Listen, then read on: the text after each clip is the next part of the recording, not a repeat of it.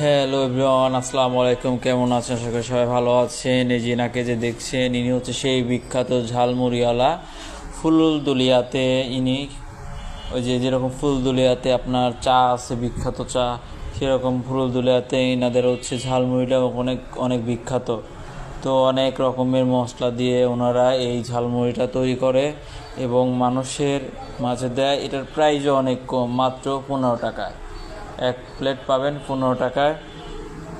এই জন্য আপনার কীভাবে আসবেন, এই জন্য আপনারা যদি চিনাখরা থেকে এখানে আসতে চান, চিনাখরা ডিরেক্ট হচ্ছে আপনার শান্তিপুর কাঞ্চন, তারপরে হচ্ছে আপনার পোয়াডাঙ্গা নাইপাতে ফুলুলদুলিয়া রোড ধরে সোজা আসলে যে কাউকে বললেই ওনার এখানে দেখে দেবে।